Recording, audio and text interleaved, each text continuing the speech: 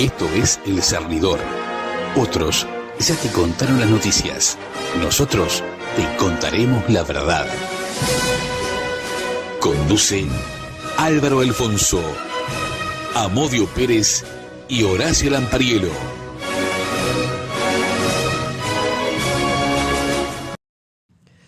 Buenas noches, Uruguay.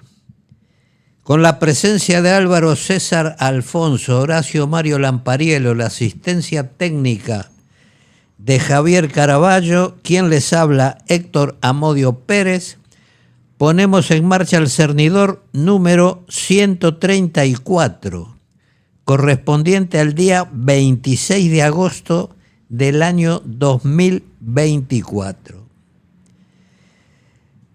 En el día de hoy tenemos el placer de anunciar que ha nacido Piero Alessandro, el cuarto nieto de nuestro compañero y amigo Horacio Mario Lampariello, hijo de Ornella y de Carlos, que sin prisa pero sin pausa, sí, es cierto, están empeñados en elevar el nivel de natalidad en nuestro país. Enhorabuena a todos los implicados en este caso. Volviendo al tema Plan Cacao Punta Carreta, la historia reciente, vamos a continuar. Ustedes recordarán que en el programa pasado dijimos que el Plan Cacao había sido un desastre para el MLN. Entonces, apenas llegado a Punta Carretas, Sendic pidió una reunión para discutir y analizar el Plan Cacao. A esa reunión concurrió Sendic, lógicamente, Mansilla, Candán Grajales, Fernández Huidobro, Manera, Marenales, Efraín Martínez Platero y quien les habla. Es decir, quienes integramos el nuevo C1, equipo de dirección de los presos en el penal, porque se integraron al organismo de dirección quienes habían formado el Ejecutivo y que habían sido detenidos en la caída de Almería. ¿Cuál fue el planteo de Sendic? Que el cacao es un plan, o era un plan, que se aparta de la línea del MLN, que es impopular y que debe abandonarse de inmediato y encarar un plan de acciones que reconquiste el apoyo y prestigio perdidos. Es más, sugirió el nombre, debería llamarse Plan Remonte. Todavía no sabíamos las dificultades que el Plan Cacao había creado a la nueva dirección en el exterior del penal. Pero la posición de Sendic fue compartida por Candán, Martínez Platero, Mansilla y quien les habla, discrepando Manera, Marenales y Fernández Huidobro, quienes no adjudicaron importancia a los posibles saldos negativos inmediatos. Su argumento era que con el tiempo eso pasaría al olvido. Sendic hizo recaer sobre mí el peso de su crítica precisamente por haber integrado el equipo de dirección que había descartado los sabotajes y el uso de los explosivos. Fui el único que votó en contra, le dije bastante caliente, poniendo de testigos a los allí presentes Manera, Marenales y Fernández Huidobro, quienes confirmaron mis dichos. Es más, le dije, y fui el único que apoyó tu planteo en la reunión para darle una respuesta a Fleitas. E hiciste mal en no convocarme cuando viniste y quisiera conocer las razones por qué no lo hiciste. Sendic me dijo que no lo hizo, o sea, no me llamó a la reunión con el ministro Fleitas, porque yo había declarado en el juzgado que no era miembro de la dirección, que era un simple enlace y que por eso no quiso convocarme para no comprometerme. Yo consideré que eso era una tomadura de pelo, con lo cual mi estado de ánimo subió unos cuantos grados más. Sendik, en la verdad, estaba molesto porque él opinaba que solo debíamos dar el nombre y argumentar que al estar en guerra debíamos acogernos al Pacto de Ginebra, dar el nombre y el grado que cada uno ostentara. La explicación de Sendik me calentó todavía más y propuse que se discutiera la forma en que el plan Satán había sido conducido y las razones por las cuales se había pedido el canje por todos los presos, habiendo dejado de lado no solo el acuerdo anterior en el cual yo había participado, sino que también la opinión del C1, que era la representación de los presos de Punta Carretas.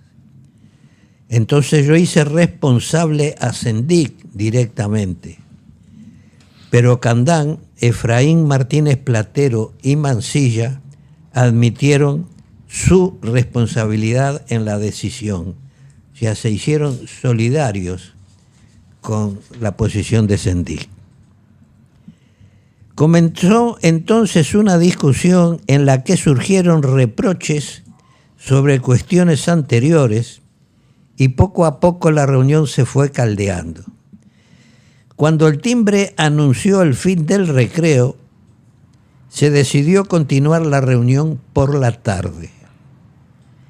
Ya en la planchada, cuando íbamos camino a las celdas, Zabalza me entregó el libro de Mario Puzo, El Padrino, que se había convertido en la lectura preferida por buena parte de los presos. Pocos minutos después se produjo una requisa de la guardia. Zabalza había guardado en el libro una carta que había llegado por fuera de lo establecido, en que se hacía mención a la entrada al penal de una pistola desarmada escondida en los paquetes de los familiares. Uno de los guardias encontró la carta y preguntó de quién era el libro. En ese momento el libro era mío. Contesté que era mío y entonces me hizo responsable de la nota, que yo ignoraba la existencia. Acabada la requisa, se me comunicó una sanción por parte de las autoridades del penal que consistió en 5 días de permanencia en la celda, por lo que no pude participar en la reunión de la tarde. Ya me castigaron, me dejaron sin recreo. Se acabó el recreo. Lo entregaron, amor. El C1, en mi ausencia, me sancionó con 8 días de suspensión de militancia por no haber, por no haber sabido defender los elementos de la organización. Se ve que pretendían que me agarrara a piñazos con él, con los guardias. Se sabía que la nota era de Zabalza y que yo ignoraba que la nota estaba dentro del libro. Pero el argumento para sancionarme fue que debí apoderarme de la nota y destruirla. Fue Candán quien me comunicó la sanción del C1 y que la misma comenzaba a contar a partir del día posterior a los 5 días en que estaba sancionado por las autoridades. O sea, me buscaron la vuelta todo lo posible. Para sacarte un rato para afuera. Exactamente. 13 días. Le dije a Candán que renunciaba al C1 y que pedía que se comunicara a la dirección en el exterior del penal, y poniendo a esta al tanto de todo lo sucedido, para que se adoptara una resolución definitiva. ya que consideraba que la sanción que me habían impuesto mis propios compañeros era totalmente injusta. La del penal ni siquiera me planteé discutirla. Sin embargo, esto no se aprobó y transcurrido el tiempo estipulado me reintegré al C1, o sea, como a los 14 o 15 días. Fue este un eslabón más de la cadena de enfrentamientos que desde mi incorporación al Ejecutivo en octubre de 1968 mantuve con Sendic y que se irá agudizando en el futuro, fundamentalmente desde marzo de 1971, cuando empieza a discutirse el Plan Tatú, la instauración del segundo frente. De acuerdo a lo resuelto en las reuniones en que no estuve presente, se decidió, a propuesta del mismo Sendic, sugerir al Ejecutivo que se iniciaran acciones simpáticas a nivel popular, siendo así que se realizaron robos de alimentos que se repartieron en los cantegriles, hoy llamados asentamientos. Se allanaron domicilios de patrones que mantenían conflictos con sus personales y se comienza con la emisión de proclamas del MLN en lugares públicos. A esto se llamó Operación Remonte y su fundamentación fue redactada por Fernández Huidobro, con el mismo ardor con que antes había planteado y defendido el Plan Cacao. Sin embargo, en la concreción de los robos de alimentos se dieron presos y algún muerto, y este plan fue definitivamente abandonado a finales de 1970. A mediados de noviembre, seguimos en 1970, se vislumbraba la concreción del Frente Amplio y se planteó por parte de Sendic que se distribuya públicamente una proclama de apoyo crítico, proclama que él mismo elaboró y que daremos a conocer en el próximo programa. Así que le voy a hacer alguna pregunta. Frente Amplio en el próximo, el próximo jueves. Próximo. Yo le tengo que hacer una pregunta. Pregunte. A ver, ¿usted no piensa o no se le cruzó por la cabeza cuando estaba detenido y le pasó esa situación que le dan un libro, que venía con una carta adentro, que viene una requisa en forma casi inmediata y van y encuentran una carta dentro del libro que lo hubieran entregado? No. ¿Le parece que no? No. Pero escúcheme, está bien. Imaginemos que usted tiene razón, que usted es fue un error de bruto. Sí, claro. Pero escúcheme, le voy a hacer otro error. ¿A usted cuántos días lo sancionó el penal?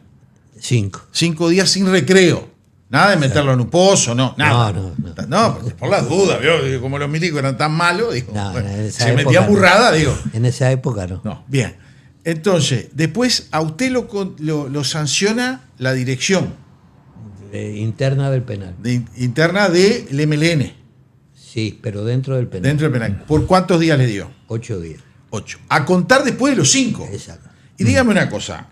¿Y usted cree que no lo entregaron? ¿En serio cree eso? Sí, no. Bueno, yo discrepo. Pero fríamente, si ellos hubieran sido, le voy a dar 8 días, bueno, le doy, tomó 5, que está allá adentro encerrado, no pertenece a la dirección. No, les dijeron, tiene 5, no lo sume porque si no son muchos. Dale 8 después del 5. No, pero parecerá mentira lo que yo estoy diciendo. Lo que pasa es que la discusión había subido de tono muy fuerte. Prácticamente nos estábamos diciendo cosas muy gruesas y entonces se aprovechó.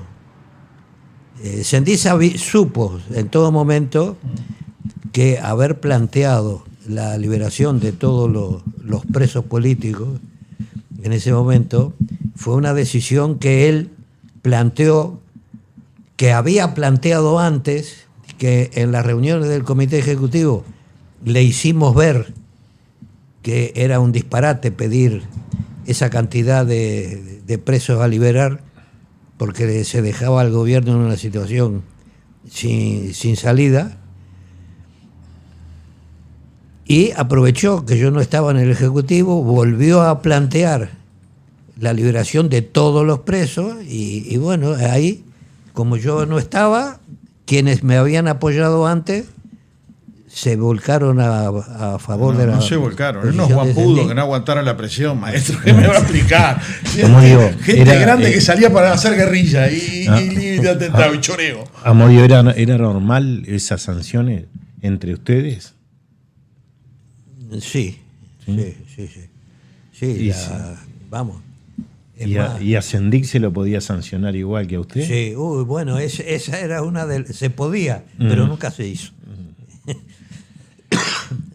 Mirá, en el año 1966, antes del fallido atraco a Funza, quien dio todos los datos para el atraco a Funza fue Tabaré Rivero Cedrés, que había trabajado en Funza. Hubo un problema con una compañera, un problema de acoso, hoy se llamaría acoso sexual. Entramos al género. Bueno, y siempre existió. Hoy se llamaría de esa forma, y fue sancionado.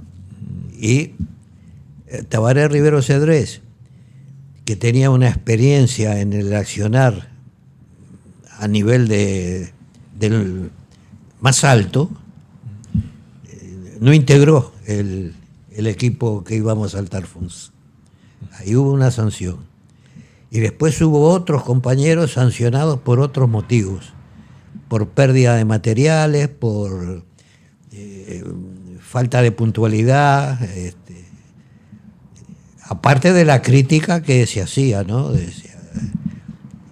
Por lo menos en la columna 15 siempre fue así. Ahora, hubo casos en los cuales me tocó intervenir, que el Ejecutivo me comisionaba para andar al grupo tal y a ver qué pasa con fulano y fulana, o con fulano y fulano, qué está pasando ahí. Entonces yo iba y bueno, tenía que estudiar las situaciones, y siempre salía, sobre todo en los casos de doble parejas o mantener relaciones con más de una compañera si era un hombre, o con más de un compañero si era una mujer, el caso de las sanciones a Sendik. Siempre te decían, bueno, sí, ya, tenés razón, pero ¿y el bebé? Y claro, y ahí te dejaban sin argumento. Porque el bebé violaba toda esa norma. Todas esas. Trato igualitario, trato revolucionario. En la Unión Soviética eso no pasaba, porque si había amor, uno por un lado y otro por el otro. Depende de quién. Sí, claro. Habría que ver si Beleznev y todo eso, claro, cómo era la jugada de esa gente. Bueno, a los televidentes nos pueden enviar mensajes a través del 097-465-465. Y ahora vamos a leer, en el día de hoy salió el editorial del diario El País referido al libro Computadora, que ha tenido muy buena repercusión porque nosotros nos hemos encargado de difundirlo entre todos los contactos que tenemos, y realmente la lectura de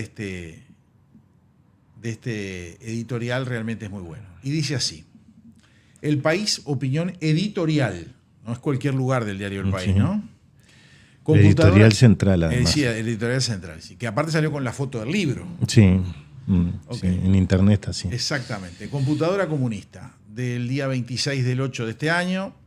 Dice: la historia reciente del Uruguay, esa que va de los años 1960 hasta nuestros días, es un área de estudio que ha estado tremendamente politizada y en la que siempre han primado las visiones afines a la izquierda. Solo algunos esfuerzos individuales han logrado ir levantando los velos del sesgo partidista, de los relatos falseados e interesados, y de una historia que en realidad es mucho más parecida a una memoria contada con fines proselitistas que a un análisis que respete la dignidad de los hechos. Estos esfuerzos aislados han sido de investigadores que tienen nombre y apellido, y que por lo general no tienen nada que ver con la cátedra de historia dominante. En efecto, hubo que esperar los trabajos de Abercrombie, de Lessa, de Alfonso, de Gramajo o de Da Silveira y su equipo, en aquella excelente serie de historia reciente publicada por El País en el año 2007. Entre los principales autores más destacados para conocer detalles sobre episodios claves acerca de lo que efectivamente ocurrió en el país, sin someterse a una interpelación sesgada o edulcorada que siempre beneficiaba a la izquierda. En el sentido de estas iniciativas, acaba de publicar Álvaro Alfonso un libro fundamental, Computadora, la caída de la red clandestina del Partido Comunista en el Uruguay. Sabido era ya que el régimen cívico-militar se ocupó de reprimir con dureza a los comunistas, sobre todo en los años 70.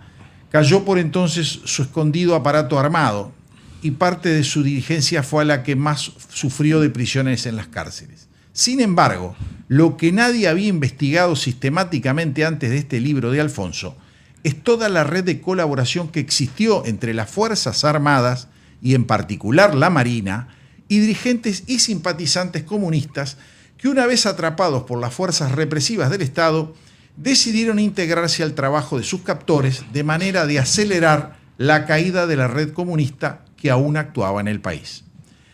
Es un libro que elude, pues, la visión mítica acerca de la represión al Partido Comunista durante la dictadura. En base a un largo reportaje a uno de los protagonistas de esa trama de colaboración y a expedientes y datos que son documentos históricos a los que cualquier investigador con voluntad y método para acceder, el libro de Alfonso informa de episodios que dejan boquiabierto a cualquiera que conozca un poco el relato de heroicidad y coraje que por décadas la propaganda filocomunista ha narrado la historia reciente, ha querido hacer prevalecer en la memoria colectiva del país. No se trata solamente de cuestiones que hacen al pasado y que podría creerse que forman parte de la tupamarología y comunistología que en todos estos años han terminado por agobiarnos con detalles intrascendentes para el entendimiento de las grandes evoluciones de la historia. El problema refiere en realidad antecedentes de dirigentes políticos que luego, en democracia, ocuparon lugares relevantes en la izquierda. En este sentido, el caso más notable tratado en el libro es de la ex candidata a vicepresidente del Frente Amplio en 2019, Graciela Villar. La investigación de Alfonso, en base a testimonios y actas, afirma que en 1978 Villar colaboró con los militares brindando información sobre varios de sus compañeros comunistas. Agrega incluso que en agosto del 2019, documentos vinculados a estas acciones fueron conocidos por grupos de izquierda en plena campaña electoral de aquel año y con total discreción hubo dirigentes del Frente Amplio que se informaron de lo que hoy narra Alfonso en este libro y que guardaron religioso y conveniente silencio al respecto. El resultado de la investigación de Alfonso cubre así dos campos distintos. Por un lado, se trata de arrojar luz sobre los hechos del pasado que son necesarios para armar el rompecabezas de lo que efectivamente ocurrió hace medio siglo, de manera de abandonar los relatos míticos que alimentan patrañas históricas. Por otro lado, se trata de conocer mejor los antecedentes reales de muchos dirigentes que han ocupado lugares de protagonismo en la izquierda en democracia y que resulta que sus antecedentes son, por lo menos, mucho más grises de lo que el relato izquierdista ha querido hacernos creer. Computadora es un libro que no puede dejar a nadie indiferente. Atañe al relato de la resistencia a la dictadura que ha creado la izquierda y por tanto tiene consecuencias sobre su identidad y su proyección moral sobre el escenario partidista actual. Llega así en buen tiempo en esta campaña electoral. Y ahí finaliza el editorial del día de hoy, editorial central del diario El País. Don Álvaro, creo que lo nombraron varias veces. ¿Alguna opinión sobre esto? Sí, quiero agradecer a todos los que me escribieron hoy o me llamaron por teléfono para hacerme elogio que realmente no merezco. Este fue un trabajo de aproximadamente 2 años en el que intervino mucha gente. Y acá tengo al lado a Modio, que trabajó enconadamente en la edición del libro, cuál es su característica de ser bien ordenado y de estar en el detalle menor. Y especialmente quiero agradecer a Albérico Barrios, que siempre nos da consejos de cómo sentarnos y todas esas cosas. De cómo hablarle al micrófono, seguro ahí cómo está enfocar todo la eso. cámara. Pero está bien que lo haga. Claro, yo por eso me desespero cuando me lo da, claro, pero después recapacito un instante y digo, el hombre de eso entiende y es mejor que lo haga, sí, claro, que omita de hacerlo. Sí. Y bueno, porque también me hizo elogio que creo no merezco, y alguno puede pensar, ¿y por qué sale ahora el libro? Y sí, porque hace 2 años que estuvimos trabajando y salió ahora. Claro. No, es como el documental. No es seguro, claro. Si tuviéramos plata ya lo hubiéramos sacado antes de la elección. Claro, no tenemos pensado que iba a salir en la campaña electoral, porque si hubiera sido por nosotros, hubiera salido mucho antes. Sin embargo, incluso hay un reportaje que le hizo Abercon a Fleming, y habló de que estaba en cierne la aparición del libro. Y hace unos cuantos meses de esto. Pero bueno, salió ahora porque salió ahora. No fue pensado para dañar a nadie en la campaña electoral, porque la campaña electoral realmente más chata no puede ser. Y después vamos a hablar. Quiero hablar de eso. No, vamos a hablar. Yo tengo acá algunas cosas del programa de gobierno del Frente Amplio. Pero antes de eso, Amodio va a hablar algo referido a esto. Bueno, muy bien. Yo discrepo con el editorialista en el... No sé, pifié, no diga en el titular. Porque bien. Dice, computadora comunista, y precisamente computadora fue todo lo contrario. Sí, fue anticomunista. O sea, computadora es la oficina del grupo humano. Y trabajó con un sentido contrario al del titular. Bueno, depende de la óptica con que lo mire.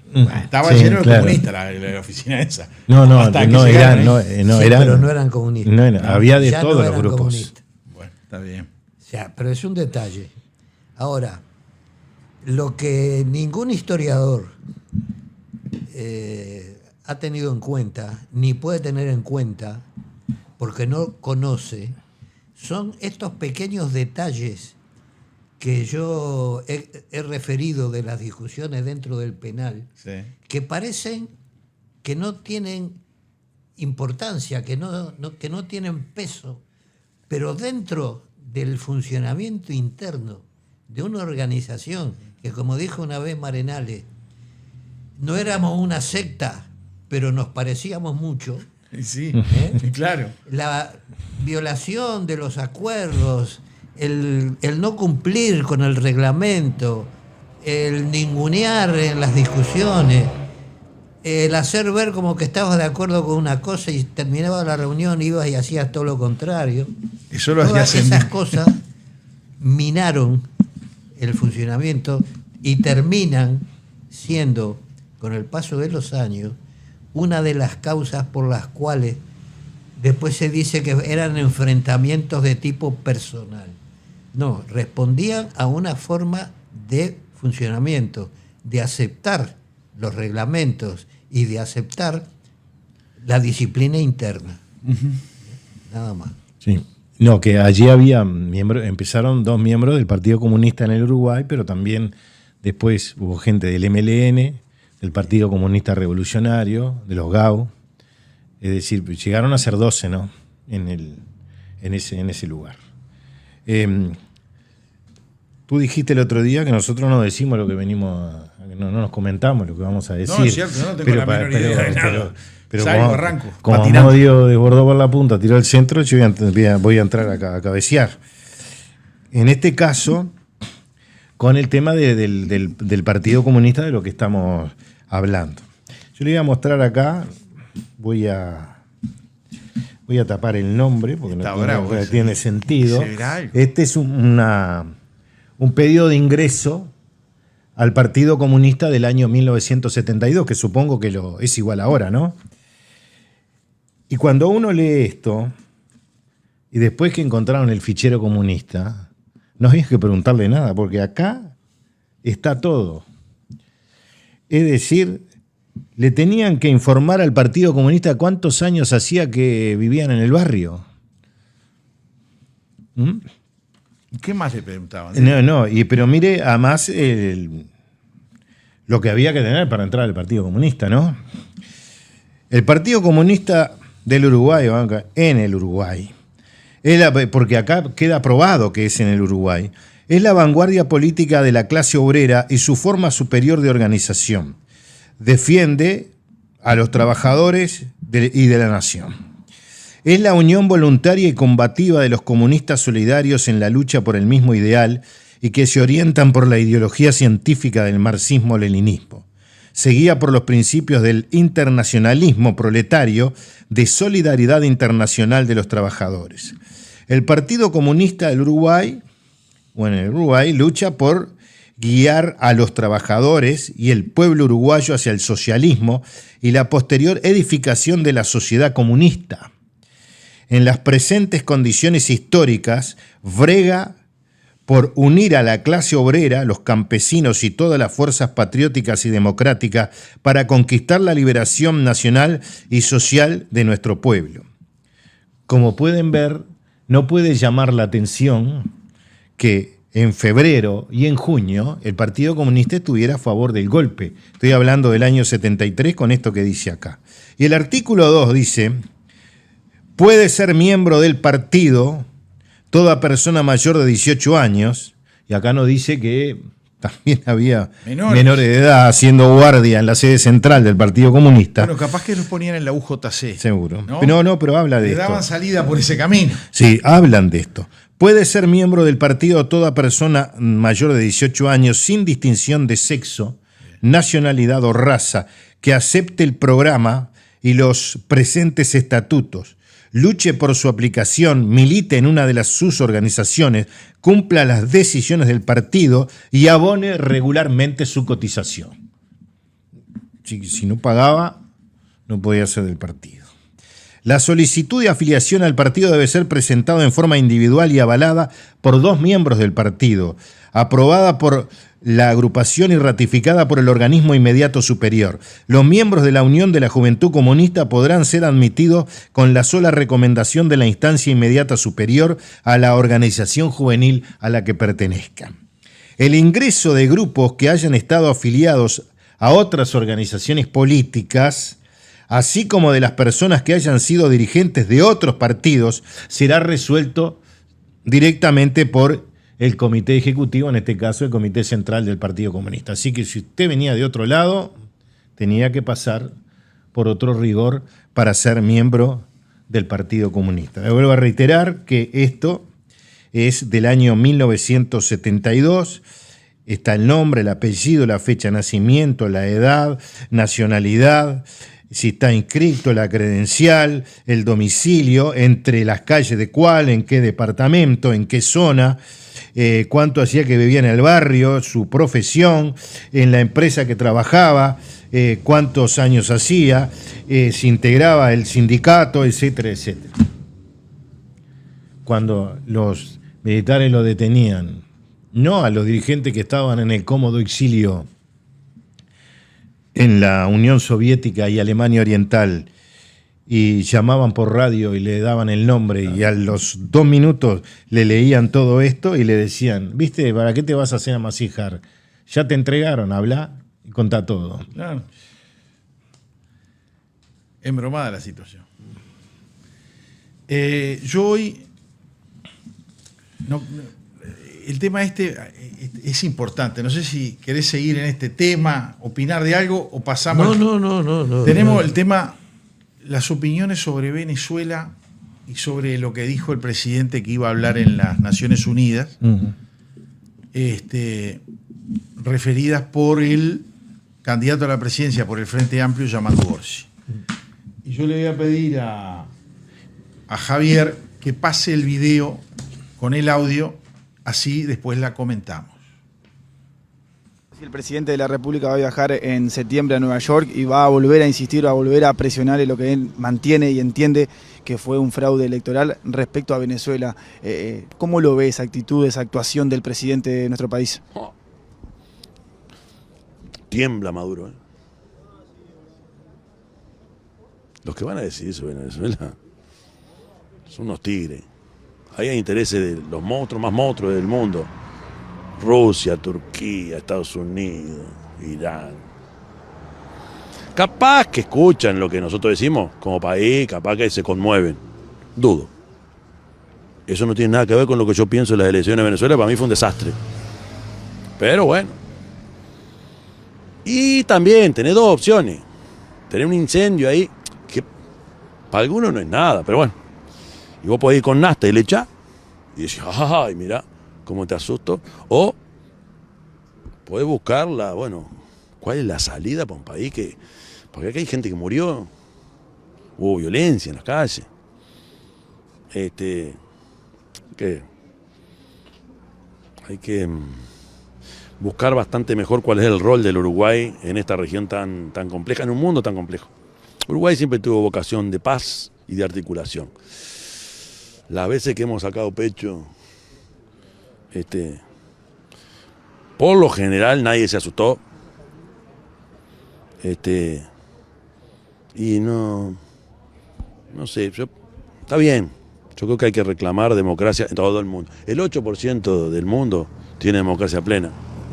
Entonces vamos a salir a reclamar. Yo que sí, está bien porque Venezuela no nos duele, porque Venezuela es un país hermano. Las elecciones fue cualquier cosa, de verdad. Y todos los lugares donde la democracia esté en riesgo o esté pasando mal, tenemos que jugar.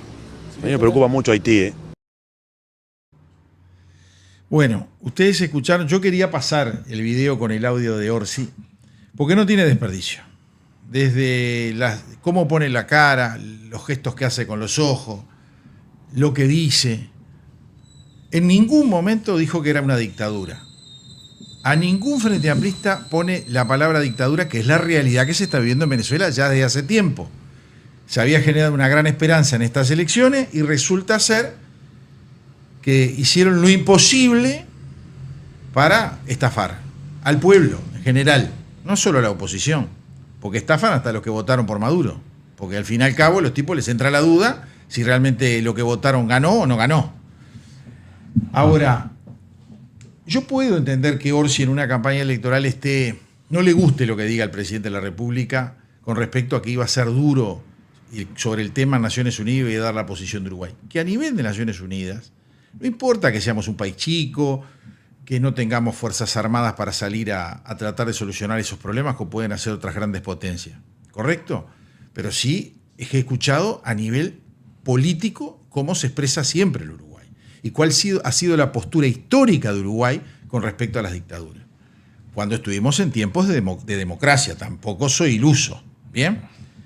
Ahora, la actitud de él puede enojarse porque diga eso, pero no puede, porque mañana él es electo presidente. ¿Y qué va a decir? ¿Quién lo va a escuchar? Si ya salió arrancando que somos chiquititos, que no tenemos fuerza, que no nos escucha nadie, que esto, que lo otro. O sea, el tipo no se pone en el papel de presidente de la República, ni por un instante lo hace. Podremos entender de que el tipo diga, yo no quiero debatir, porque el tipo se siente mejor no debatiendo que pasando vergüenza en un debate. Yo hasta eso lo puedo entender. Ahora, el tipo no se puede tirar tierra arriba si mañana es electo presidente. ¿Cómo se va a poner frente al resto de las naciones? No va a ser respetado por ningún presidente. Es decir, llegó el profesor de historia que si lo rajás un poco no sabe nada. Porque es tal cual, se expresa incorrectamente y da esa imagen. Es lamentable que pase eso. Y nunca, en toda su exposición, dijo que fue un desastre, que fue terrible la elección, pero no dicen que fue un golpe de Estado, que siguen manteniendo la dictadura. Entonces, ¿que Venezuela está jodido? Sí. Yo no sé cómo es la oposición, si es buena y es mala, pero el que gane con los votos tendrá que gobernar. Esta gente no mostró nada. Las famosas actas y eso, la oposición se tomó el trabajo de prever esto que le iba a pasar y de que cada uno de esos testigos le diera un papelito y dijera, mira, este fue el circuito que yo inspeccioné, con la firma y el QR y todo. Pero ahora, el problema que se le está generando a nivel de Maduro y sus muchachos, dice un artículo del diario El País de hoy. Revés para Maduro. Rector del Consejo Electoral denunció irregularidades en elecciones de Venezuela. ¿Qué es el Consejo Electoral? Es como la Corte Electoral en Uruguay. Es eso. Está en representación de la oposición. Al tipo en determinado momento le dijeron, bueno, acá hay un ataque cibernético, nos están hackeando, apagaron todo, y el tipo le dijeron, tenés que salir. Por supuesto que es minoría, uno solo.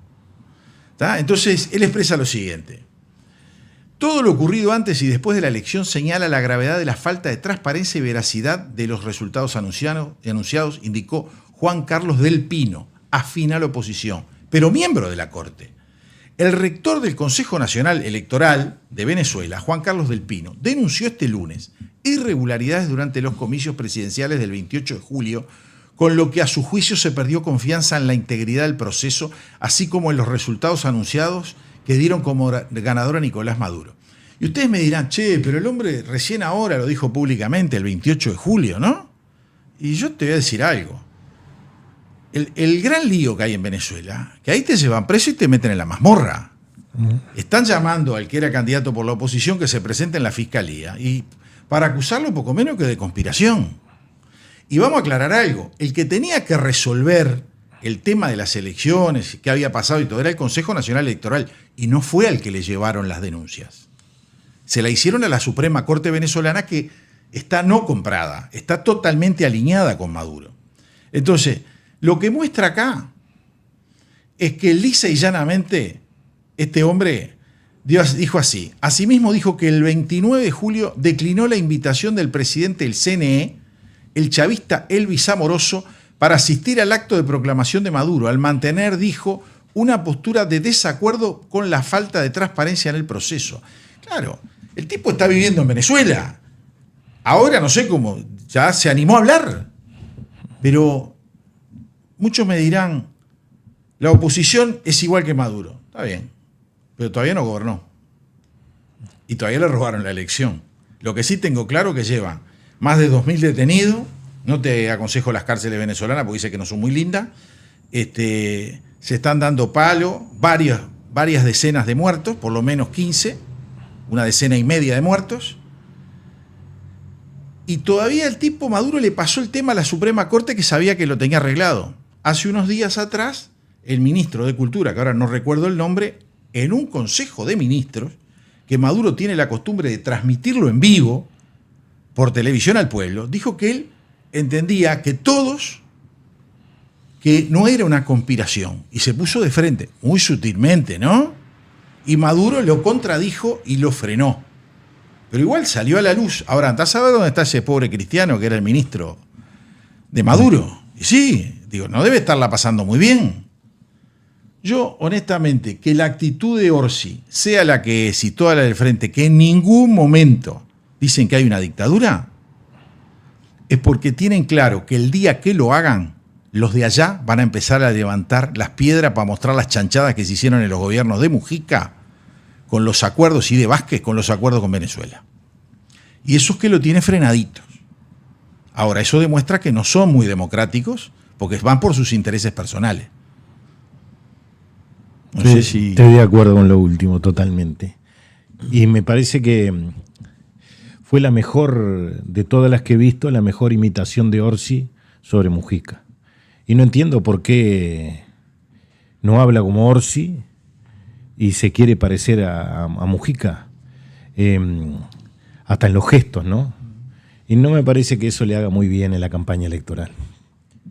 No, porque fue, digo, mi opinión personal y la de muchos uruguayos, era que el peor gobierno fue el de Mujica. Los desastres económicos que se produjeron en este país fueron terribles. Y él lo imita, y lo imita mal, porque todas las copias son peor que el original. Imagínate lo que puede ser este muchacho de presidente de la República.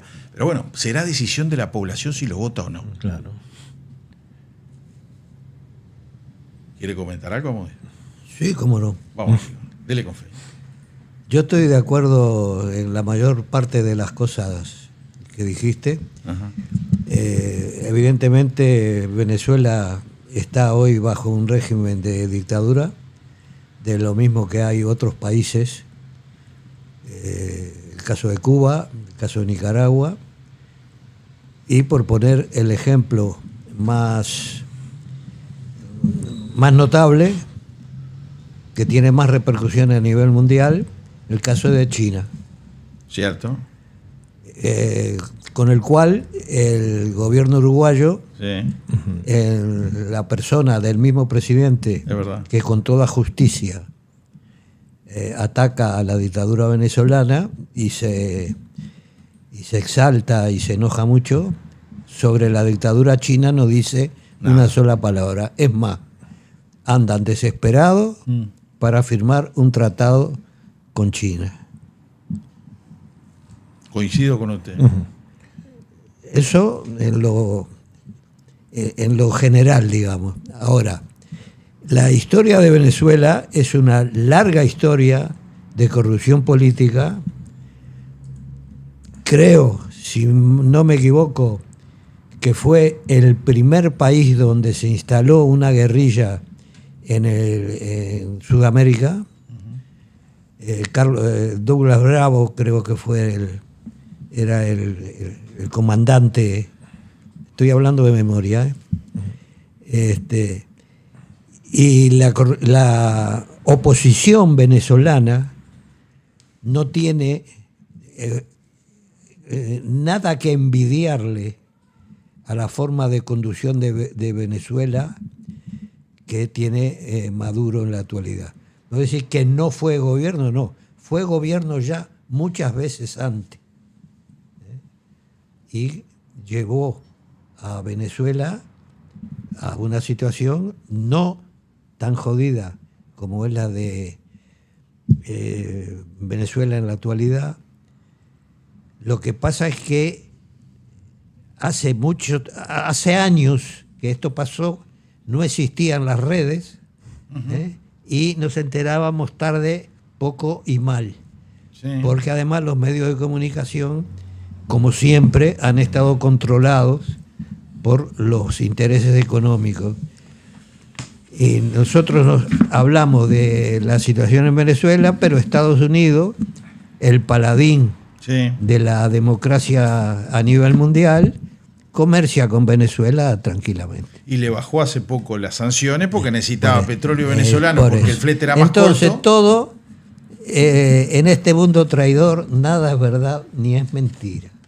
Todo es medio y medio. Todo según el color del cristal Con que se mire. Es cierto. Con el bolsillo. Quiero que es lo principal. Es lo primero. Claro, después viene lo demás. Después viene la ideología. Del programa o las bases programáticas del Frente Amplio. Porque son cosas que han estado en discusión en estos días, públicamente, muy livianas, ¿no? Desde el Partido Nacional hasta con los dos equipos económicos, etcétera, etcétera. Pero usted hablaba de la democracia. En las bases programáticas dice: la democracia la concebimos como una permanente construcción colectiva que requiere de la más amplia libertad, pluralismo y participación para transformar la sociedad y ampliar nuestros márgenes de bienestar e igualdad. Recorre el mundo un auge de autoritarismo que también afecta a nuestra región. La defensa de la democracia y de su profundización son primordiales. Ello requiere articular las más amplias alianzas con los sectores democráticos y democratizadores. Defender la democracia y combatir los sesgos autoritarios implica fortalecer y prestigiar la política y los partidos como representantes de la sociedad en su diversidad de opiniones. La calidad de la democracia está indisolublemente ligada a la calidad de la política y ambas requieren la participación y el control ciudadano firme, creciente y consciente. No dice nada, pero habla de la democracia. Después está esta otra parte que es una palabra muy utilizada que se llama ejes, ¿no? Sí. ¿Cuáles son los ejes? Un país de capacidades, desarrollo sostenible y solidaridad. Después ahí se desarrolla, digamos, como los indios, con humo y humo. Un país de bienestar para todas y todos. ¿Quién no quiere en este país un país de bienestar para todos? Todos. Un país de cultura, pilar del sentido de la vida y de la fuerza. Indudablemente algo que hemos perdido. Constructora de la sociedad. Un país que asume la perspectiva interseccional de género como transversal e integradora. Un país que profundiza la democracia y construye ciudadanía. Un país integrado, la riqueza de la diversidad territorial. Un país soberano en una nueva situación mundial. No sé cómo es soberano ahora en la nueva situación mundial. Y habla de la seguridad social. A ver. Dice, ampliar la cobertura. ¿Cuáles son las propuestas, no? Ampliar la cobertura de la seguridad social, ya que las actuales prestaciones están fundamentalmente asociadas al trabajo formal y las de quienes no logran contribuir son otras, en general de menor calidad.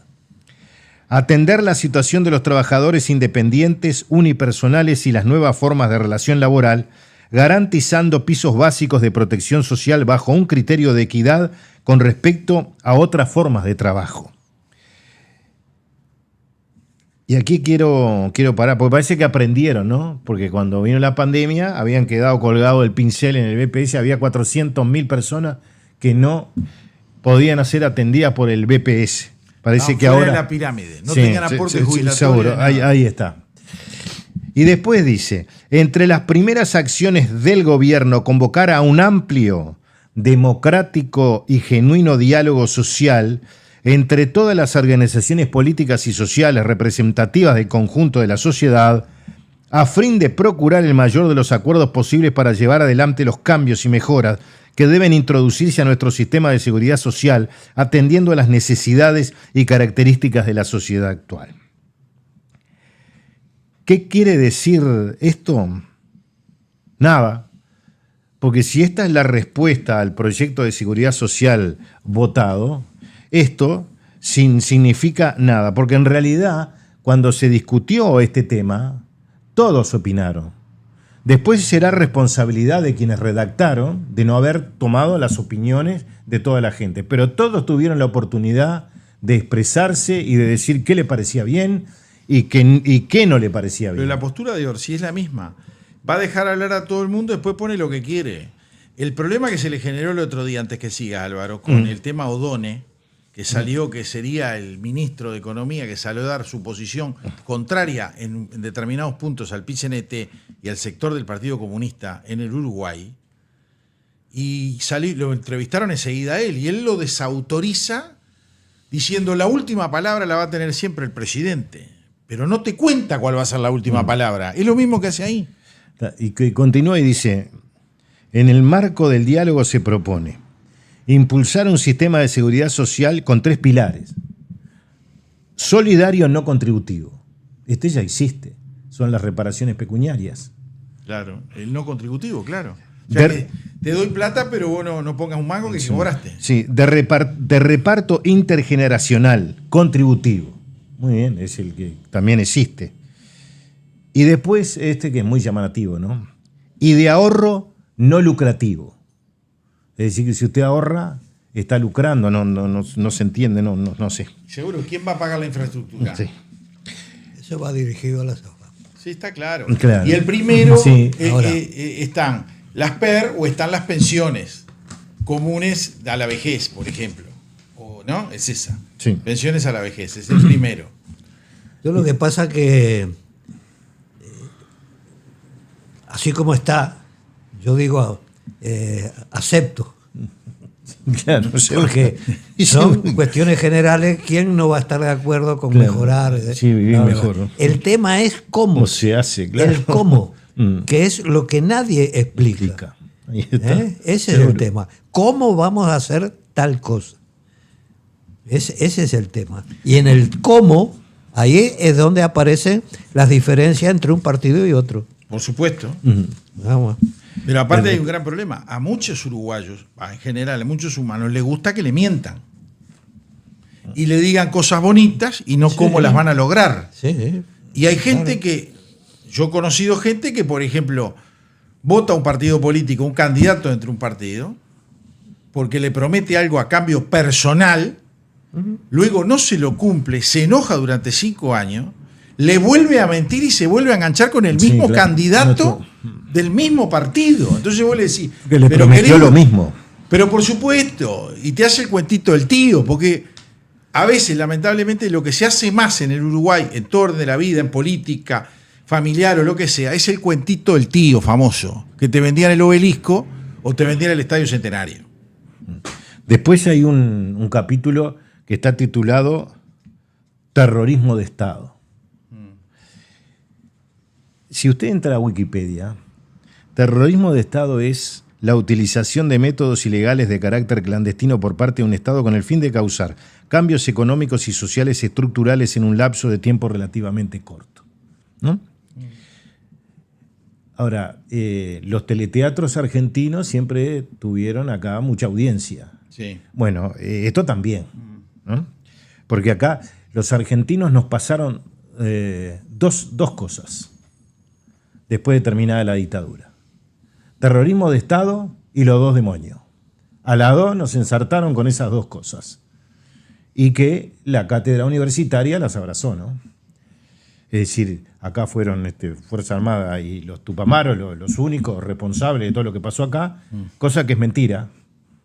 Vamos a meterlos todos los que había son responsables. Civiles, empresarios. Sí, grupos económicos, la Iglesia Católica, la universidad, todos. Todos. Bueno, y entonces, ¿cuál es el origen de terrorismo de Estado? Tuvo lugar también en Argentina, en el 83-84, en el momento en que la dictadura fue desalojada del poder y los crímenes de lesa humanidad sistemáticamente cometidos en su transcurso por orden de su máxima jerarquía del Estado, bajo el amparo del Poder Judicial, comenzaban a ser revelados por la opinión pública. Su origen, esto es lo mismo que los 30.000 desaparecidos en Argentina, fue del mismo lado. Su origen fue la expresión Estado terrorista creado por Eduardo Luis Duhalde, como tituló de su libro El Estado terrorista argentino, publicado en el año 1983. Entonces viene para acá terrorismo de Estado y viene para acá los dos demonios, que también fue un teleteatro argentino que llegó a nuestro país y que tomaron la cátedra universitaria, pero también algunos dirigentes políticos como el doctor Julio María Sanguinetti. Es verdad. Y el programa de gobierno del Frente Amplio no alcanza con lo que pasó hasta ahora. Va mucho más allá. Y voy a leer esta parte que dice: defender la verdad y la justicia, derrotar la impunidad, construir nunca más terrorismo de Estado. Pero a ver, está divina la frase. Ahora, ocultan parte de la verdad. El libro computadora. ¿Pero qué es terrorismo de Estado? Es un invento de los argentinos que acá lo agarraron. Les avisamos también a los del directorio del Partido Nacional que colgaron ese cartel ahí, ¿no? Que no sé si habrán tenido en cuenta de dónde vino esto. En la profundización de la democracia en Uruguay, la lucha contra la impunidad es un elemento central, un verdadero desafío ético y político que nos obliga a avanzar decididamente en obtener verdad y justicia en las violaciones de los derechos humanos, demostrando voluntad política que se vea reflejada en acciones concretas. A pesar de los esfuerzos realizados durante los gobiernos de nuestra fuerza política en la búsqueda de verdad y justicia, hoy, casi 40 años de la recuperación democrática, se sigue sin saber el destino de los casi 200 desaparecidos y el esclarecimiento de la circunstancia de un número similar de compañeros y compañeras asesinadas. Ahora, si ustedes tuvieron los archivos en la mano y los tapan, ¿no? Tapan lo que no les conviene, claramente. ¿Y qué verdad y justicia de qué? ¿No? ¿Verdad no? No, por eso. Por lo tanto, si no hay verdad, no hay justicia. Sí, claro. Y sigue. Cientos de causas abiertas en la justicia no avanzan o lo hacen muy lentamente, generando en la práctica una denegación de justicia, y no ha habido investigaciones sobre los ilícitos económicos cometidos a lo largo de más de una década del ejercicio discrecional del poder. Estamos hablando de la dictadura, donde la ley de caducidad metió todo, ¿no? Sí. Todo para adentro, pero ahí fue el Frente Amplio, fue el Club Naval, y después, cuando se vota la ley de caducidad, la votan el Partido Colorado y el Partido Nacional. Así que todos estuvieron de acuerdo en sacar eso también. Pero aparte, si más allá que había casos muy visibles de corrupción durante la dictadura en algunos organismos del Estado, cierto, que no fueron tratados. Pero aparte, una cosa que es peor, cuando ellos hablan de los ilícitos económicos, habría que incluir también los previos a la dictadura. Toda la parte de robos. Que esos fueron, bajo el argumento de que era expropiaciones por la revolución, eran ilícitos económicos, choreo. Claro. Banco, secuestro. Y otra cosa más acá cuando hablan de verdad y justicia. Los tribunales de honor, si no los leyeron, no los leían los tribunales de honor, los firmaban o los leían, y si había algo que no les gustaba, firmaban o no. Y en los tribunales de honor dicen que los restos de fulano no son, que son de otro, y nadie investiga. Entonces, ¿qué verdad y justicia estamos hablando? Por lo menos investiguen a ver si es cierto, o el que lo está diciendo es un mentiroso. Sí, está loquito. Seguro. Un avance significativo, dice, ha sido la creación en el 2018 de la Fiscalía Letrada Nacional especializada en crímenes de lesa humanidad, que ha retomado los trámites judiciales inactivos o enlentecidos, y la aprobación de la ley de los sitios de la memoria, siendo imprescindible dotar a estas iniciativas de mayores recursos presupuestales. Aquí quiero hacer un paréntesis por algo, ¿no? El Frente Amplio tuvo la habilidad, pues los casos estaban en distintos lugares, ¿no? Sí. Se tuvo la habilidad de convencer al Partido Nacional. Sí, una burrada del Partido Nacional. Claro. De meter la pata para juntarlos y, bueno, tener lo que hoy tenemos. Y poner los fiscales que quieren y los jueces que quieren en esos lugares. Claro. Acciones prioritarias. Es decir, que el Frente Amplio se pone como un... Continuar la búsqueda de los restos de detenidos desaparecidos, controlando que las excavaciones no sean obstaculizadas o enlentecidas, investigando y sancionando cuando correspondiera acciones que impidan o dilaten esta búsqueda. Si nosotros tuviéramos poder, creo que ya hubiéramos sancionado a alguna gente de la Institución Nacional de Derechos Humanos, ¿no? Porque si les llevas información y no hacen un carajo, Revisar las leyes reparatorias de la víctima de la actuación ilegítima del Estado, incluyendo situaciones que no fueron contempladas o que no fueron reparadas debidamente, eliminando incompatibilidades con derechos previsionales legítimos y cumpliendo con los estándares internacionales. Es decir, que quieren seguir cobrando y aplicando lo que viene de la ONU. Vamos hasta el final. Desarrollar una política nacional de memoria capaz de recibir y colaborar con las iniciativas de la sociedad civil al respecto. Bueno, acá en cada programa, al comienzo del mismo, se está colaborando con la memoria. Esperemos que lo tomen en cuenta en los libros de historia. Sancionar la injerencia indebida en temas políticos y o los comportamientos de militares en actividad que reivindiquen lo actuado en la última dictadura cívico-militar. Levantar toda traba burocrática que obstaculice la obtención de información de calidad respecto a los lugares de enterramiento y posibilitar el mayor acceso a fuentes de inteligencia militar que permita mayor celeridad en el conocimiento de los archivos de la dictadura, llevando a buen término las búsquedas que sean necesarias. ¿Y si los archivos lo tenían ellos? ¿Por qué no lo soltaron? No, pero son unos cachafaces, estos locos, los que escribieron esto. Votaron en contra del proyecto de ley de apertura de archivos. Y quieren archivos. Garantizar por parte del Estado la fluidez de la tramitación judicial de los casos donde juzguen delitos de lesa humanidad, evitando impedimentos técnicos, administrativos y o políticos que se constituyan en trabas para el debido juzgamiento de los culpables. Eso lo escribió Percival. Percival, me la sacaste, le iba a decir yo. Ya le conoce la pluma, loco. Claro. Mira. ¿Puedo parar y contar una anécdota? Contá. De un amigo de Aguas Corrientes que lamentablemente falleció y que yo quería mucho, Carlos Irachar. Jugamos en el baby fútbol, teníamos 8 años más o menos, ¿no? Entonces estamos jugando y los dos jugamos de delantero. Y bueno, vino una pelota larga así, la pelota lo pasó al golero, quedamos los dos y él la dejó picar y no le pegaba, vine yo, pum, para adentro, ¿no? Ahí hice el gol, dice, me sacaste el gol. Eso pasó. cuando teníamos 8 años. Cuando soy electo alcalde, por supuesto que teníamos una relación muy cercana. Y un día me dijo, lo que no te voy nunca a perdonar es que me sacaste el gol. y esto te acaba de sacar el titular, claro, esto lo escribió Percivale, claro. Te la dijo al oído y fuerte. Sí. Micrófono abierto y gol. Sí. Después, no sé para qué esto que quieren hacer. Impulsar el pasaje a tribunales de honor de militares condenados por crímenes de lesa humanidad y aplicación en todos los casos de lo dispuesto en el artículo de la Constitución de la República, estableciendo mecanismos para que no continúen con el cobro de sus jubilaciones, tanto los condenados como aquellos prófugos de la justicia. No sé para qué quieren impulsar tribunales y después no los leen. Pero es peor. El que los mandaba a parar era Huidobro cuando era ministro, claro, no hicieron nada, muchachos. Claro. A ver, arreglen ese fato en la interna. Ese gladiador. Ese gladiador. Ese gladiador, ¿no? Como dijo el ex comandante en jefe. Manini. Guido Manini. Guido Manini. Pero claro, el mejor amigo de ellos era el de ellos, era Huidobro. Vos hablas con los militares. Che, ¿quién fue el mejor ministro? Huidobro, te dicen. Huidobro. Sí, por robo, por destrozo. Pero, a ver, ¿cuánto te lo dicen? ¿8 de cada 10? O 9 de cada 10. Bueno, yo le iba a dejar un 20%, porque alguno conozco que no lo quiere y no lo quería como comandante, pero...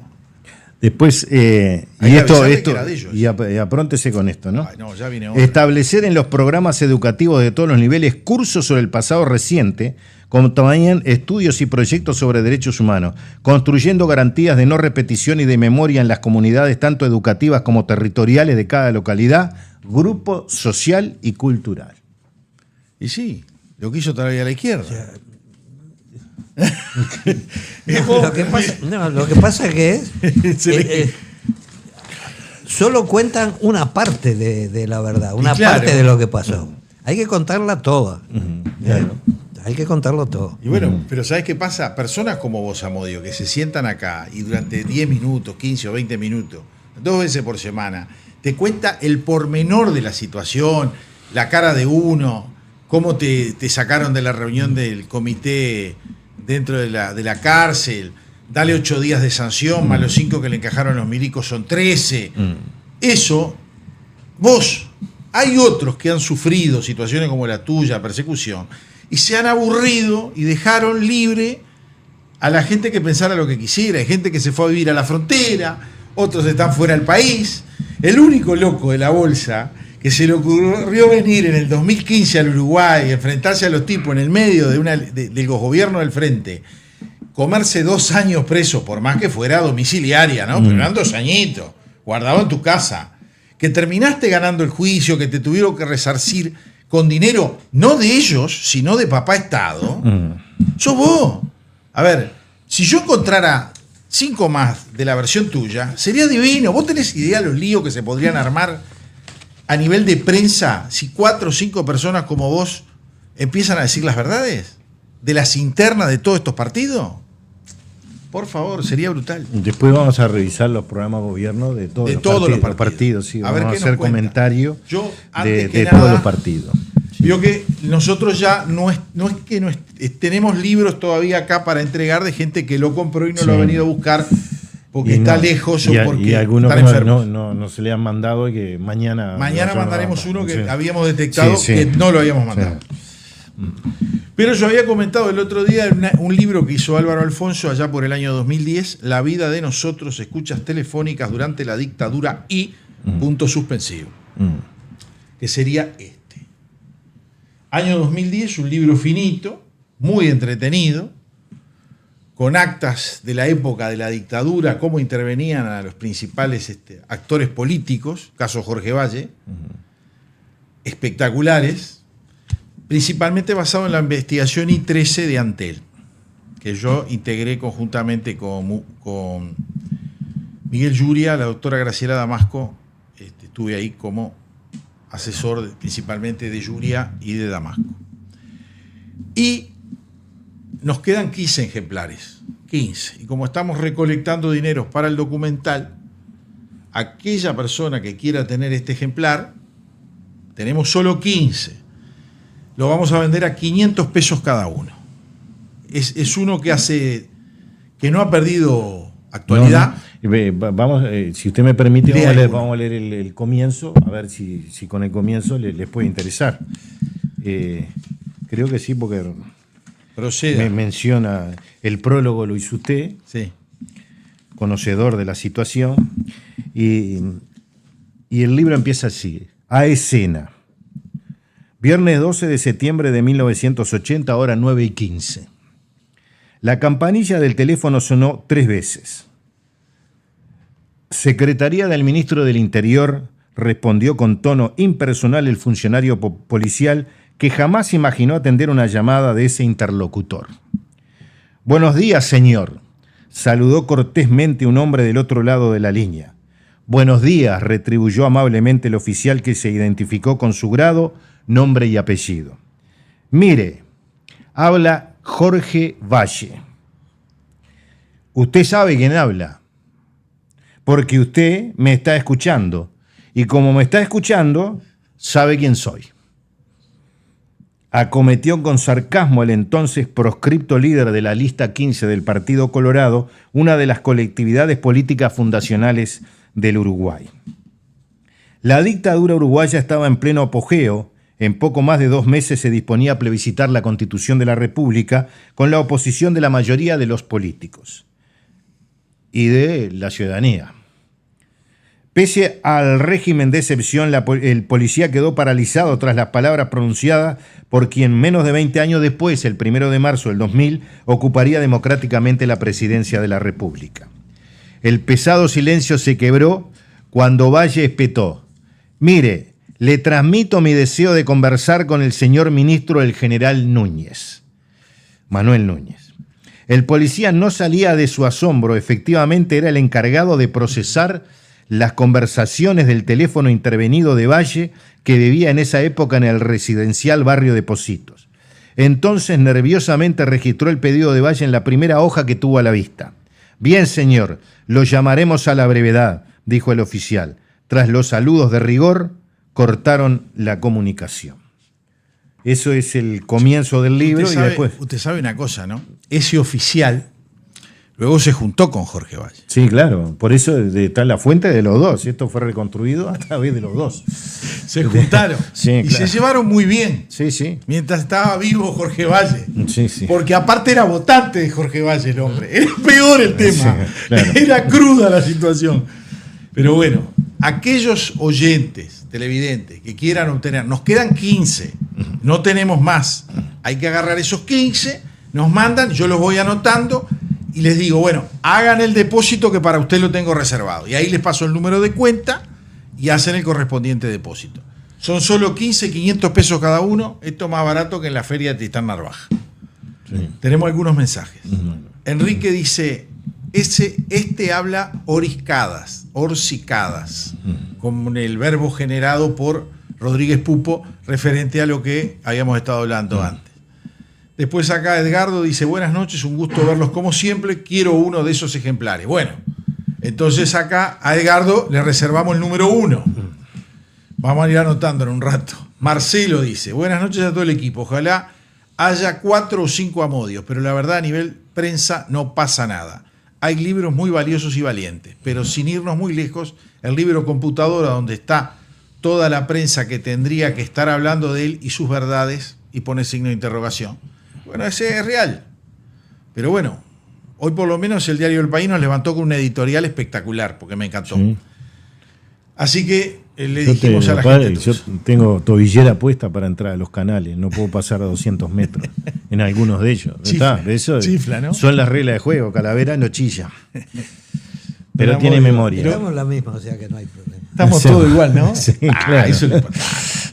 Bueno, son 20:45. ¿Les parece bien que nos retiremos? Y yo creo que sí, ¿verdad? Exactamente. Además, ya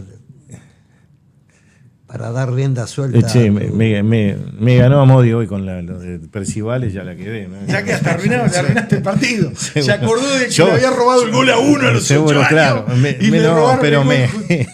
Bueno. Cuando esté leyendo acá en algún momento y quede ahí en el medio y no sepa el nombre, yo digo Sendik. Y le gano. Bueno, escuché una cosa. Sí.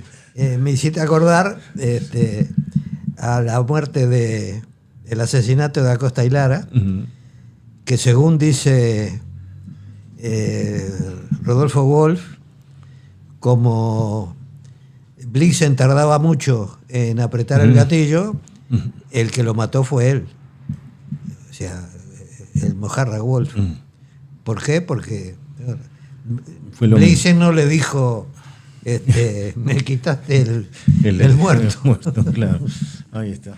Acá nos llega otro mensaje del 921 que aparentemente está pidiendo otro libro. Bueno. Me borró el mensaje, pero lo está volviendo a escribir. Si es así, queda el número 2 reservado. Son pocos los que hay, pero bueno. Es muy bueno el libro. Se van a reír como locos. Hasta el jueves que nos vemos. Que muchas gracias por seguirnos. Esto es El Cernidor. Otros ya te contaron las noticias. Nosotros te contaremos la verdad. Conducen Álvaro Alfonso, Amodio Pérez y Horacio Lampariello.